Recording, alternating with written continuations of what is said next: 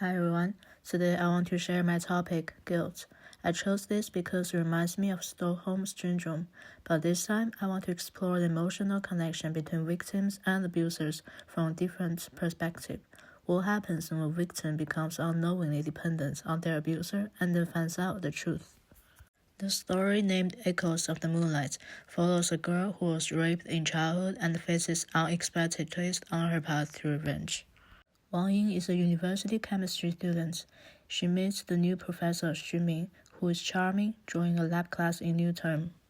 Later that night, she has a nightmare about being raped when she was a child.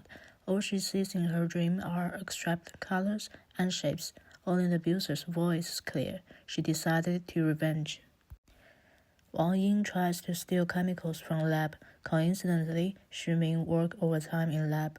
Wang Ying pretends herself as a hardworking student, so Xu Ming gives help to her.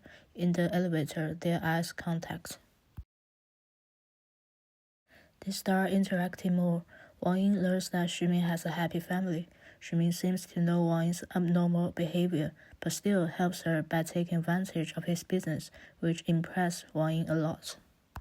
One day, Wang Ying accidentally overhears Xu Ming speaking his hometown dialect on the phone. She realizes his voice is just like the abuser's in her childhood. This voice she's heard many times in her nightmare. That night, Wang Ying asks Xu Ming to the rooftop. She asks him if he remembers her, wonders if his concern for her has a hidden agenda. He claims to love her, making her doubt her revenge plans, but ultimately she decides to kill Xu Ming and burns his body with chemicals. Under the moonlight, the flames fill the scene, gradually becoming abstract shapes and colors, just like in her dream.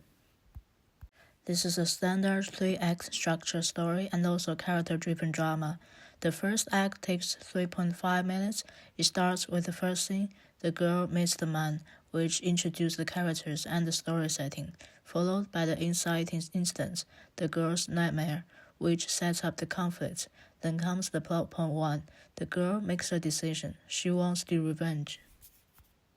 The second act goes from 3.5 minutes to around 11 minutes. In the fun and game section, we see the girl making various efforts towards her revenge and start interacting with the man. This leads to the midpoint. However, soon the bad guy comes in. The girl unexpectedly discovers that this man is her revenge target, leading her into a dark night of the soul. Plot point 2 happens when the man actively agrees to meet her, creating a turning point in the story. In the third act, from 11 to 15 minutes, the two confront each other on the rooftop, and the climax of the story is when the girl exposes the man's lies and takes her revenge.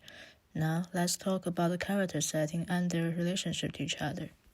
Wang Ying is a 20-year-old girl with short hair, slender build, and quiet, gloomy vibe. She loves reading. After her mother died, her father remarried, and she doesn't get along with her stepfamily. She was adopted by Xu Ming when she was underage and planned her revenge in secret. She develops a crush on her professor, but is devastated to discover he is her abuser. Xu Ming is 30 and looks charming, but he's actually a controlling psychopath. He has strained relationships with his divorced parents and prefers superficial connections. He was introverted and interested in underage girls. After adopting Wang Ying as a minor, he changed his name to avoid capture. Now he's a respected chemistry professor. Next, I will describe the tone and setting of several key scenes in the film. Scene 1. Daytime classroom. In the classroom or other public places, the camera movement is smooth and slow. All daytime scenes are lit by overcast skies or soft sunlight.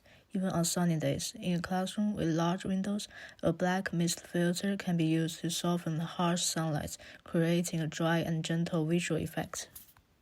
Scene 2. Nighttime laboratory. In this scene, the logical light source for the characters is a desk lamp in the lab, which provides a warm, soft light that complements the ambiguous atmosphere between them while contrasting with the cool moonlight outside.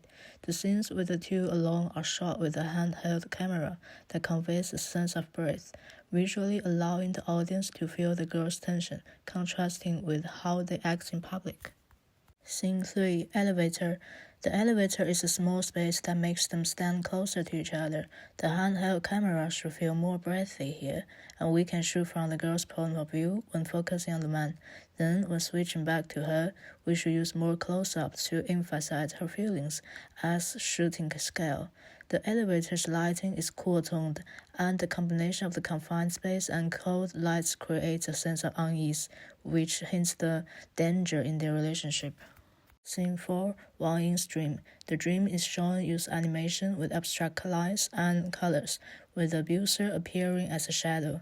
The idea here is that when people can't see, their other senses, such as hearing, will become sharper. I want the audience to focus more on the sounds, because it will give important clue later on. Scene 5. Wang Ying's dorm room at night. The moonlight at night is cool-toned with a certain degree of brightness and hardness, creating a strong contrast of light and shadow on the face, giving a cold, damp feel that stands out compared to the soft lighting during the day. The moonlight can even cast an yin-yang face effect on Wang Ying, which can show her emotions and the state at this moment. Scene 6. Rooftop at night. We'll keep that cool moonlight vibe throughout the film, but make the texture of the moonlight feel a bit harder. On the rooftop, there should be a street light that serves as a main light source and logical lighting for the characters' faces, with point light sources from distant buildings and flame to add depth to the shadows, along with a burning bonfire. The entire scene presents a dramatic sense of romanticism.